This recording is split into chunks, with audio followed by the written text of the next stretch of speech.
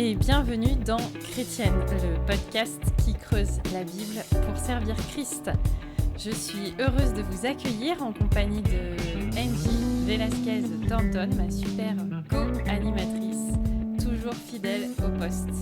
Comment est-ce que tu vas, Angie ? Ça va très bien. Et toi, Aurélie, comment vas-tu cette semaine d'hiver? Écoute, ça va, fraîchement, mais ça va. Ça va. Écoute, mon fils, qui a 9 ans, démarre une vie politique. Alors, ça me réjouit pour lui. Il était vraiment très, très enthousiaste. Et en fait, la municipalité a créé un conseil des jeunes. Et il a posé sa candidature, il a fait son petit programme. Et c'était trop rigolo de voir ça. Donc, il va avoir ses premières réunions. Ça va être drôle. J'espère qu'il va pas lâcher au bout de la première. C'est Voilà. cool. Peut-être il sera votre président un jour. Ah là là, c'est peut-être ou pas. On verra. Alors aujourd'hui, Angie, tu veux nous parler d'une expérience incroyable que tu as vécue il y a pas longtemps en lisant un livre. C'est ça? Oui. Et j'ai lu ce livre il y a quelques mois parce que je l'ai lu en anglais et il m'a vraiment touchée. Et je sais que parfois je parle avec beaucoup d'émotions ou beaucoup de grands mots pour exprimer combien j'apprécie quelque chose, mais je n'exagère pas quand je vous dis que c'était un des meilleurs livres que j'ai lu dans toute ma vie chrétienne. Et c'est le livre Doux et humble de Dane Ortland. Et j'ai hâte de parler de ce livre parce qu'il m'a vraiment marqué. Et il souligne le fait que Jésus, quand il parlait de son propre cœur, il l'a décrit par ces mots. Et ça se trouve en Matthieu 11, versets 28 à 30. Est-ce que tu pourrais nous le lire, s'il te plaît? Oui. Venez à moi, vous tous qui êtes fatigués et chargés, et je vous donnerai du repos. Prenez mon joug sur vous et recevez mes instructions, car je suis doux et humble de cœur, et vous trouverez le repos pour vos âmes, car mon joug est doux et mon fardeau léger. Mm-hmm. Et tu sais, moi, souvent, on a tous entendu ce verset à maintes reprises. Et je le interprète souvent à la lumière de ce que cela me dit de moi-même, que je suis accueillie, que je peux venir à Jésus. Mais j'oublie parfois que Jésus est en train de me révéler quelque chose par rapport à lui-même. Et j'aime bien ce qu'il dit, l'auteur, Dane Ortland dit par rapport à qui il ciblait par ce livre. Il dit, le présent livre a été écrit pour ceux qui se sentent découragés, contrariés, fatigués, déçus, cyniques ou vides. Ceux d'entre nous qui savent que Dieu les aime, mais qui devinent l'avoir profondément déçu. Ceux dont la souffrance inexplicable a fait perdre pied et qui se demandent comment continuer de vivre dans des ténèbres aussi impénétrables. Ceux qui regardent leur vie et qui ne savent l'interpréter qu'en concluant que Dieu est fondamentalement mesquin. Autrement dit, ce livre s'adresse aux chrétiens ordinaires. Bref, il concerne les pécheurs et les affligés. Que ressent Jésus envers eux? C'est exactement ce qui, moi, a attiré mon attention sur ce livre, en fait. Il y a quelques années, j'avoue avoir un peu fait les frais d'un leadership abusif. Et franchement, je me suis dit, mais est-ce que c'est censé ça, est-ce que ça c'est censé refléter le Christ que je connais? Et j'ai cherché des livres sur le caractère du serviteur, le caractère du leader, des livres sur le leadership. Et franchement, j'ai pas trouvé grand-chose. Et dans ce que j'ai trouvé, il n'y avait pas grand-chose sur la question de la disposition du cœur et des qualités à développer et comment les développer. Et quand j'ai vu ce livre, et quand j'ai vu qu'il était presque gratuit pour le monde entier de la francophonie. Je me suis dit, mais bingo, mais trop, trop bien. Parce que je pense qu'en tout cas, la douceur, peut-être que l'humilité, c'est pas quelque chose qui parle comme ça au commun des mortels, mais la douceur, c'est, je crois, quelque chose à laquelle on aspire tous. Et surtout dans un monde où le leadership est profondément impacté par les méthodes de management qui sont quand même pas toujours très ultra bibliques. Et je trouve ça super. Et je trouve ça aussi super qu'en tant que théologienne, toi, c'est un livre qui te parle. Parce que je me dis, ah, il y a de l'espoir. Il y a de l'espoir pour que des théologiens puissent enfin sortir peut-être le nez de leur livre théorique, peut-être. C'est pas péjoratif ce que je dis, hein, mais passer sur un livre un peu plus pratique. Et je veux pas spoiler la fin, mais tu sais, à un moment donné, il dit il y a deux façons. La vie chrétienne se résume en deux étapes. Aller à Jésus, la première étape, et la deuxième étape, c'est voir la première étape. Et, et en fait, je trouve ça génial parce que c'est vraiment un livre qui invite à aller à Christ. Voilà, tel qu'on est. Et c'est pas un livre avec une recette magique sur comment tu vas faire pour être un chrétien tout doux et super humble.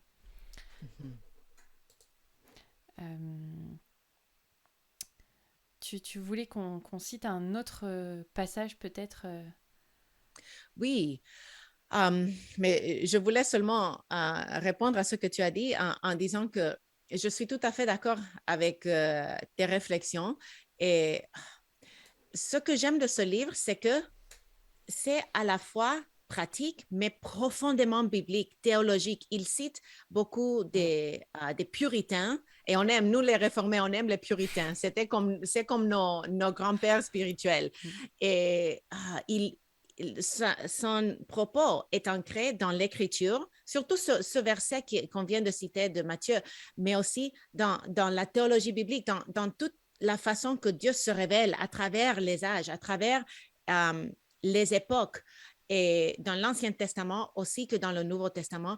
Et aussi, ça nous aide en nous montrant les réflexions de ceux qui sont venus avant nous pour que nous sachions que ce n'est pas Dane Ortland qui a découvert à nos jours que Jésus est doux et humble, mais cela a toujours été au centre d'une réflexion sur le caractère de Jésus. Et j'aime ce qu'il dit sur la page 23, si vous voulez aller le chercher. Dane Ortland écrit « Les 4 évangiles, Matthieu, Marc, Luc et Jean, ces 29 chapitres de textes bibliques ne renferment qu'un seul passage où Jésus nous parle de son cœur. » Donc, moi, j'ai souvent entendu dire que Dieu est saint.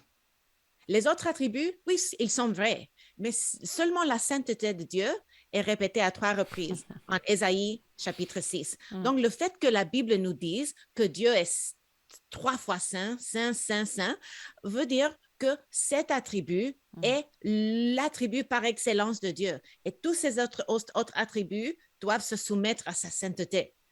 Et cela m'a été inculqué dès très jeune dans ma vie chrétienne.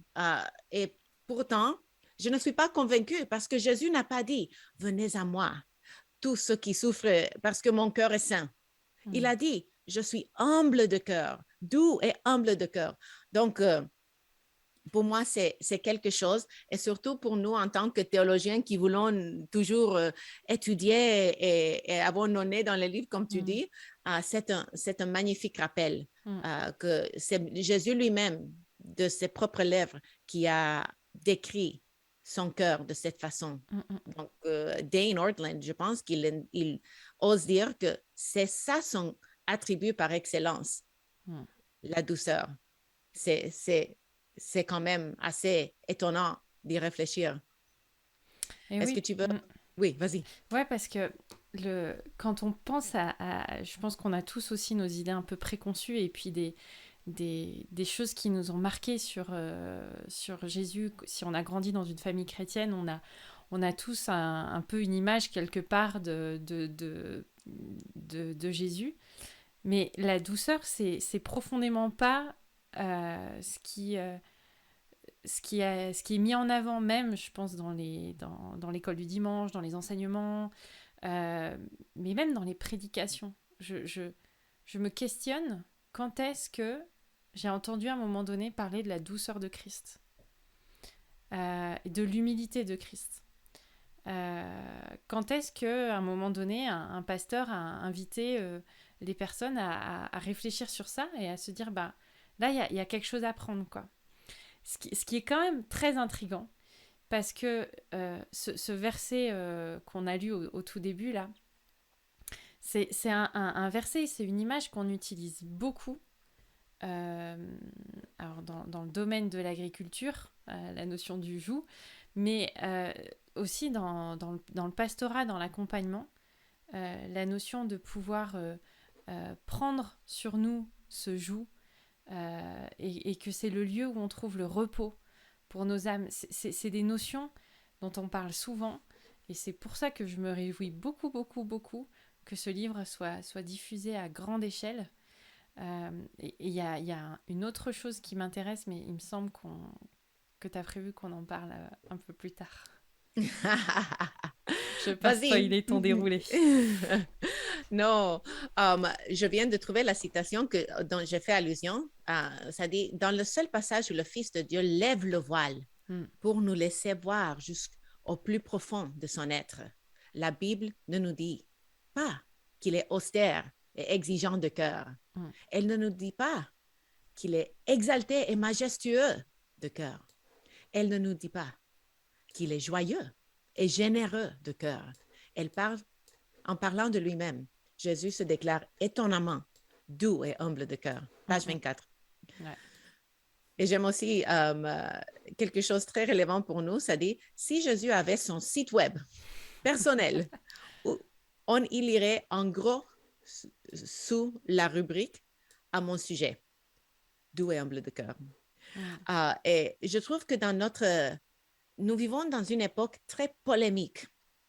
Et je vois parfois que le courage et l'assurance de parler la vérité est souvent maintenant l'attribut le plus important. Peut-être parce qu'il y a des chrétiens qui se conforment au monde, qui commencent à accepter toutes les croyances de ce monde qui sont en contradiction à la Bible parce qu'ils ne sont pas courageux.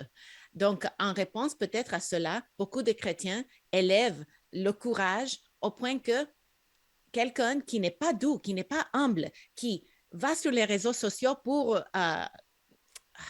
faire des polémiques très agressives sur des sujets secondaires, se croit courageux. Et qu'il a un appel prophétique du Seigneur pour confronter l'erreur chez ses frères et sœurs sur des sujets secondaires.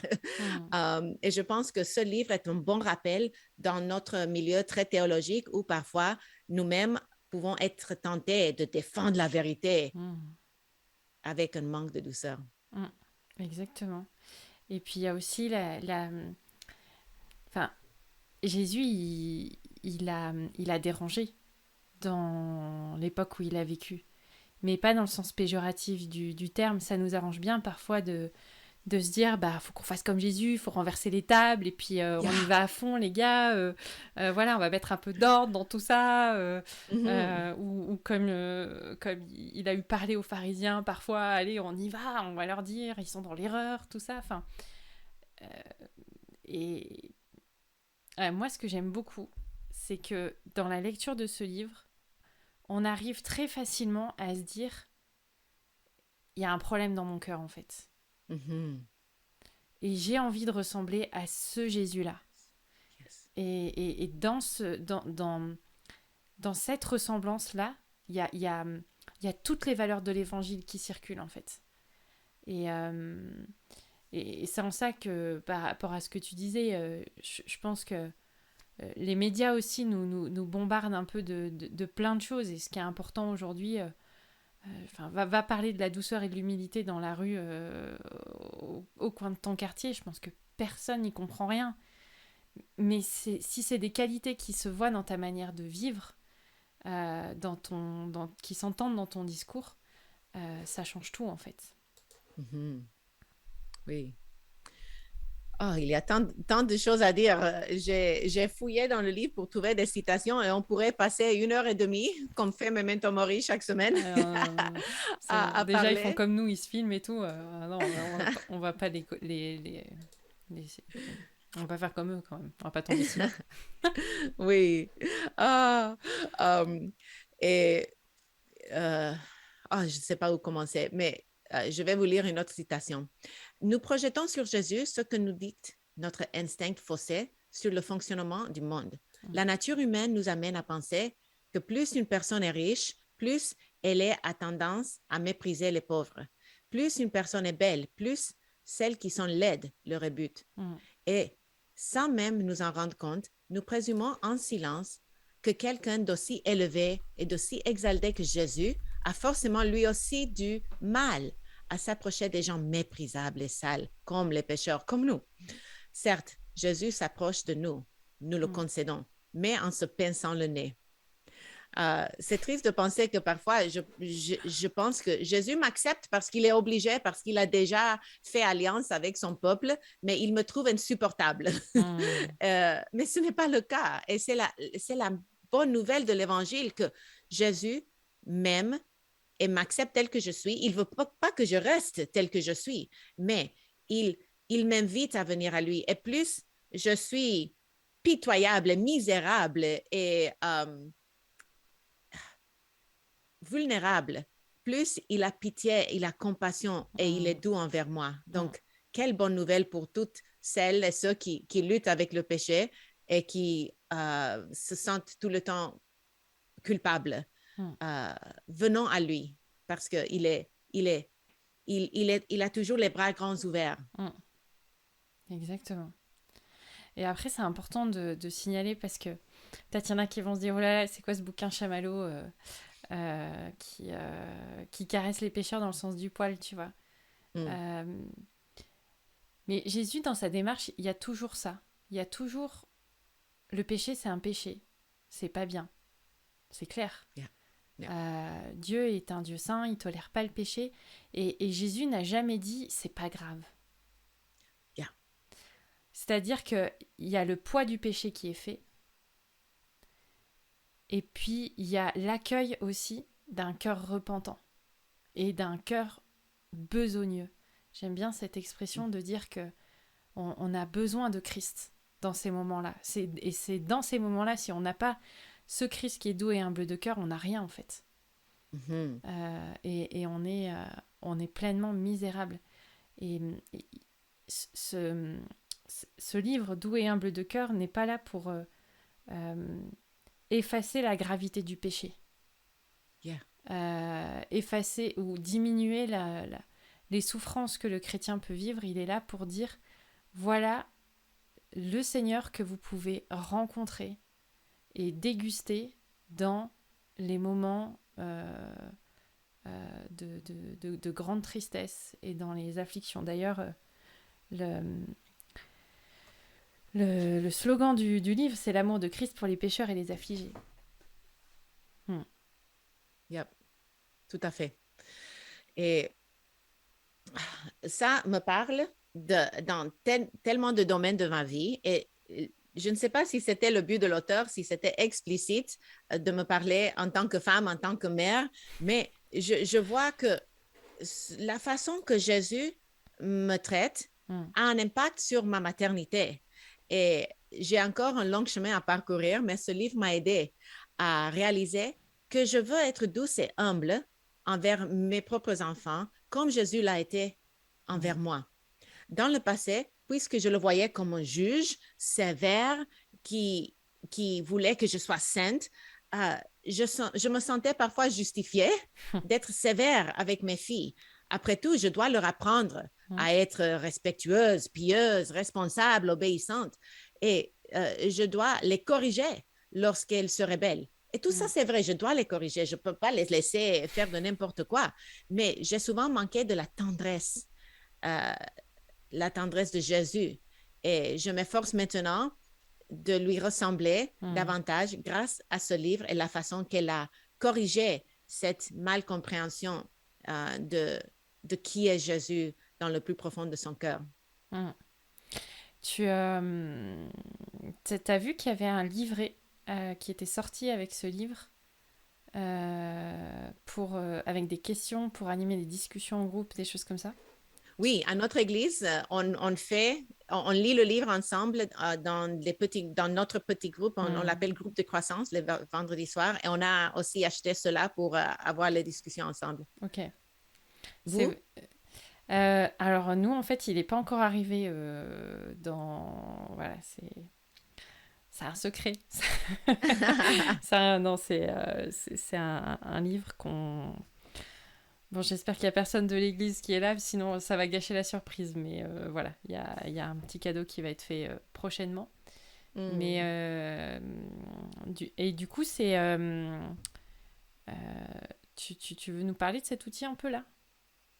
Je ne l'ai pas encore lu Vous allez parce le faire. que c'est quelqu'un d'autre qui anime. Ok. Oui. Parce que je pense que, enfin, comme tu dis, c'est intéressant de pas juste en rester au niveau théorique sur ces questions-là, parce qu'en fait, ça impacte notre attitude, nos relations au quotidien, quoi. Donc, ouais. Tout à fait. Et nous ne sommes pas pasteurs, nous ne serons jamais des pasteurs, toi et moi, mais nous avons une position de leadership. Nous avons une influence dans l'Église, dans la para-Église, avec Tout pour sa gloire, moi avec les femmes que je forme au Québec pour l'enseignement de la Bible. Et nous avons une responsabilité à transmettre cette douceur. Donc, et nous avons aussi à cœur d'encourager, s'il y a des frères qui nous écoutent, s'il y a des pasteurs qui nous écoutent, nous avons aussi à cœur de nous rappeler tous et toutes de l'importance de la douceur en tant que leader. Parce que souvent, on parle du serviteur, leader-serviteur. Parce que Jésus a dit dans Marc 10, 45 qu'il est venu non pour être servi, mais pour servir et donner sa vie en rançon pour beaucoup. Mais souvent, on a le mot leader en gros caractère et le mot serviteur en tout petit. Et on a besoin peut-être de renverser cela pour que le service soit la chose la plus importante qui nous caractérise en tant que leader parmi les femmes, parmi les enfants, à ton camp, dans tout ce que nous faisons. Et c'est un rappel que ce livre nous aide parce que l'humilité de Jésus, qui est au cœur au centre de son cœur, est celui que nous voulons vivre.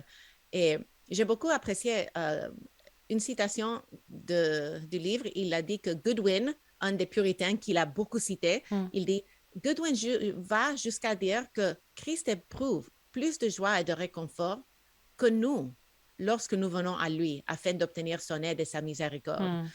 Donc, si nous luttons avec cette tentation, avec manque de douceur ou n'importe quel autre péché qui nous accable, qui nous fatigue, laissons-nous réconforter par le fait que Jésus est disposé, il veut nous aider.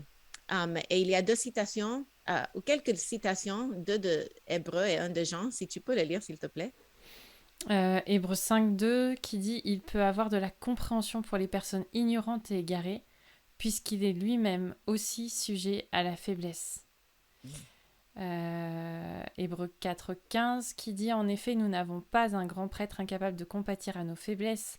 Au contraire, il a été tenté en tout point comme nous, mais sans commettre de péché. » Et Jean 6.37 qui dit « Tous ceux que le Père me donne viendront à moi, et je ne mettrai pas dehors celui qui vient à moi. » Donc, il prend pas, ce livre n'est pas libéral. Ce n'est pas quelqu'un qui s'écarte de la parole de Dieu pour nous donner un Jésus tout mou et tout doux et afféminé. Parce que Hmm. souvent, la douceur, c'est quelque chose qui est vu comme féminin. Parce que les hommes sont forts et les femmes sont douces. Oh, douces. Mais ce n'est pas le cas, n'est-ce pas? Hmm. Nous voulons tous être comme Jésus et Jésus englobe tous les attributs caractérisés comme féminins, l'hospitalité, la douceur, le service, et tous les attributs qui sont plutôt considérés comme forts, qu'il est juste, qu'il est véritable, qu'il est fort. Hmm. Donc, oui. Et il y a une citation par John Bunyan, qui est l'auteur du Voyage du pèlerin, que Hmm. mes enfants aiment beaucoup en manga. Et si tu peux le lire, s'il te plaît. Le Seigneur Jésus fait cette promesse à la fois pour réfuter toutes les objections et pour affermir la foi mêlée d'incrédulité. Et elle est, pour ainsi dire, la somme de toutes les promesses divines. En outre, il vous sera impossible d'avancer une quelconque objection quant à votre propre indignité à laquelle cette promesse ne répond pas. Mais je suis un grand pécheur, dites-vous. Je ne te mettrai pas dehors, dit Christ. Mais je suis un vieux pécheur, dites-vous. Je ne te mettrai pas dehors, dit Christ. Mais je suis un pécheur endurci, dites-vous. Je ne te mettrai pas dehors, dit Christ. Mais je suis un pécheur rétrograde, dites-vous. Je ne te mettrai pas dehors, dit Christ. Mais j'ai servi Satan toute ma vie, dites-vous. Je ne te mettrai pas dehors, dit Christ. Mais j'ai péché contre la lumière, dites-vous. Je ne te mettrai pas dehors, dit Christ. Mais j'ai péché contre la miséricorde, dites-vous. Je ne te mettrai pas dehors, dit Christ. Mais je n'ai rien de bon à apporter avec moi, dites-vous. Je ne te mettrai pas dehors, dit Christ. Hmm. Ça me touche parce que, comme il dit ailleurs, il se joint à vous contre votre péché et non contre vous à cause de votre péché. Hmm. Donc, c'est ça la nuance. Et tu l'as dit tantôt, Aurélie, que Dane Ortland n'est pas en train de dire le péché, c'est pas grave parce que Hmm. Jésus est tellement doux et humble et miséricordieux. Pas du tout. Il veut nous rendre saints et Hmm. purs, mais Hmm. c'est à travers sa douceur. C'est sa douceur qui nous amène à la repentance, comme il est écrit en Romains 2, je pense. Donc, Hmm. euh, oui. Et puis, il y a une citation de Osée, chapitre 11, versets 7 à 9. Hmm. Mon peuple est enclin à s'éloigner de moi. On les rappelle vers le Très-Haut, mais aucun d'eux ne l'exalte. Que ferai-je de toi, Éphraïm? Dois-je te livrer, Israël? Te traiterai-je comme Adma? Te rendrai-je semblable à Tséboïm? Mon cœur s'agite au-dedans de moi, toutes mes compassions sont émues. Je n'agirai pas selon mon ardente colère. Je renonce à détruire Éphraïm, car je suis Dieu, et non pas un homme. Je suis le Saint au milieu de toi. Je ne viendrai pas avec colère. Mm. Et j'apprécie que il, Ortland se sert autant de l'Ancien Testament que de Nouveau Mm, pour nous montrer que il y a un seul Dieu mm, avec un seul euh, groupe de caractéristiques. Ces attributs sont constants. Donc, en Osée, on voit le même Dieu qu'on voit en Matthieu. mm, Euh, Jésus est le même Yahweh Elohim de l'Ancien Testament que du Nouveau Testament. Et il dit ailleurs, les péchés de ceux qui appartiennent à Dieu mm, ouvrent les écluses de son cœur rempli de compassion pour nous. Le barrage se rompt. Ce n'est pas par notre charme que nous vaut son amour, c'est plutôt notre laideur intérieure. mm, Et je pense qu'on invoque la pitié. Il voit en nous notre faiblesse et il veut nous secourir. Et quand j'habitais au Sénégal, cette image vient de me venir à l'esprit. Euh, les chiens de la rue étaient méprisés. Ils étaient pleins de maladies. Ils avaient peut-être la rage. Ils étaient dégueulasses et les gens les détestaient. Et je me rappelle une fois, il y avait un chien qui était, je pense il allait bientôt mourir. Il était vraiment malade et maigre. Et je voyais un homme qui vendait des fruits sur la rue qui le chassait parce qu'il ne voulait pas un chien presque mort en face de là où il voulait vendre ses fruits tropicaux. Donc, il le chassait et ça a touché mon cœur. J'avais tellement de compassion. Je voulais venir à l'aide de ce chien. Et je m'identifie à ce chien malade, pitoyable. Et Jésus a milliers de fois plus de compassion pour moi de ce que j'ai eu pour ce sale chien de la rue au Sénégal. Mais c'est vrai que c'est intéressant ce que tu dis. Ça me fait penser à ce passage que j'ai lu dans ce livre qui m'a assez intriguée parce que dans notre conception de l'humilité, on pense souvent quelque chose de faible valeur. Quand on dit non mais humilie-toi, c'est deviens plus petit que la plus petite chose qui puisse être visible sur Terre. Et j'ai retrouvé là ce passage où en fait il développe un peu le verset 16 de Romains 12 qui dit « N'aspirez pas à ce qui est élevé, mais laissez-vous attirer par ce qui est humble ». Il désigne ainsi ceux qui n'impressionnent pas par leur statut social, ceux qui ne jouissent pas de la faveur générale. Et cette histoire du petit chien m'a fait penser à ça. Et l'auteur dit, l'emploi du mot humble signifie ici que Jésus est accessible. Et il y a cette notion de se dire comment mon attitude, comment ce que je suis peut faire que je suis accessible. Et parfois, en tant que leader, comme tu dis, il y a un tel écart entre un pasteur et un membre de l'église que tu dis, je ne vais pas aller lui parler. Je ne peux pas aller lui parler. Il n'est pas accessible. Soit il est trop occupé, soit il est trop, et moi je ne suis pas assez. Et c'est en ça que je trouve que c'est très intéressant dans ce livre, la manière qu'il a de rentrer dans le détail et d'expliquer quelles sont les implications, de donner les définitions. Et même si c'est un livre qui est assez dense quand même, il faut le dire, hein, parce qu'il y a plus de 200 pages. En tout cas en français, peut-être qu'en anglais il fait que 50 pages, mais en français il fait quand même plus de 200 pages. Ça reste un livre qui est écrit avec simplicité et fluidité. Et pour le coup, c'est un livre accessible. Voilà, plein d'humilité. Et je trouvais ça intéressant parce que cette notion m'a fait prendre conscience de la nécessité, en tant que serviteur de Christ, d'être accessible. Et de réfléchir à comment est-ce que je peux communiquer le fait d'être accessible. Et c'est vraiment... c'est pas le genre de truc que tu apprends en école de commerce sur à part pour vendre la voiture et se rendre enfin tu t'apprends plus à aller attraper des poissons que voilà. Et je trouvais vraiment que cette notion était très intéressante. Voilà, ça m'a fait penser à ça, l'histoire du petit chien.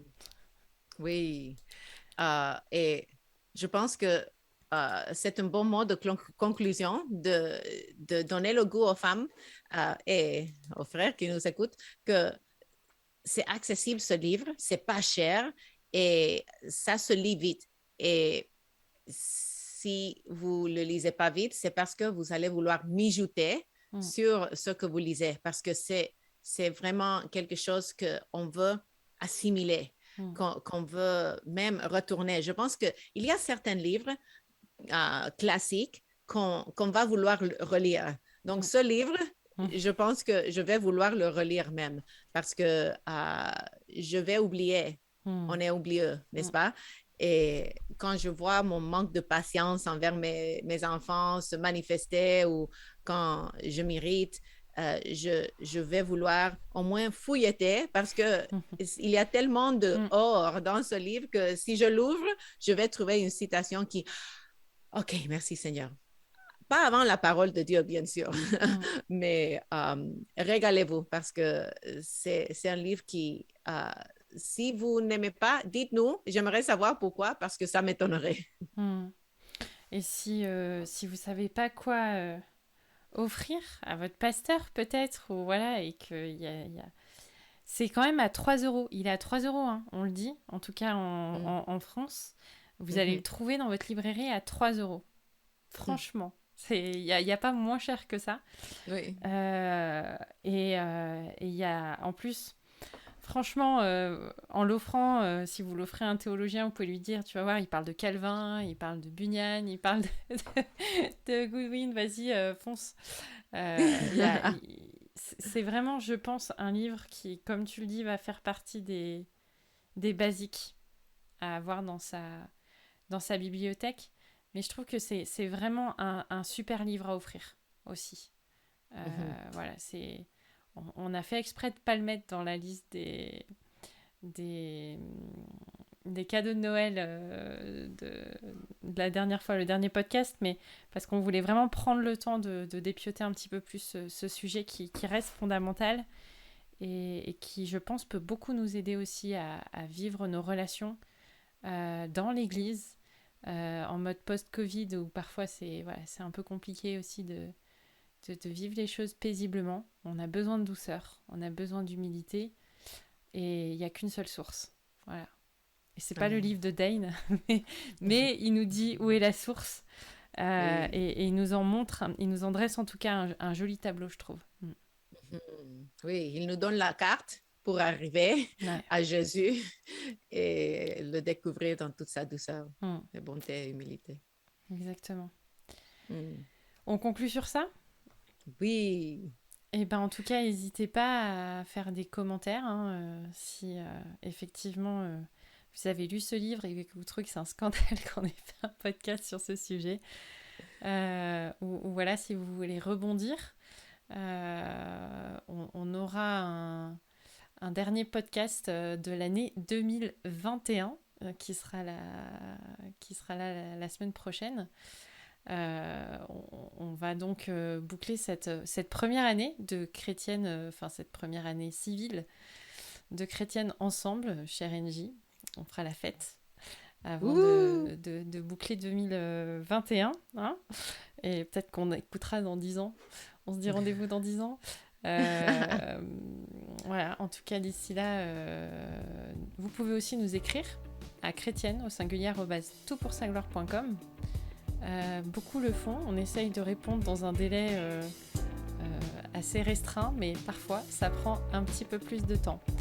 Voilà, en tout cas on répond à tout le monde, n'hésitez pas, si vous avez des remarques, des sujets que vous voulez qu'on aborde. On vous remercie beaucoup pour tous vos encouragements aussi, qui sont toujours bienvenus. À bientôt, Angie. À bientôt. Joyeux Noël.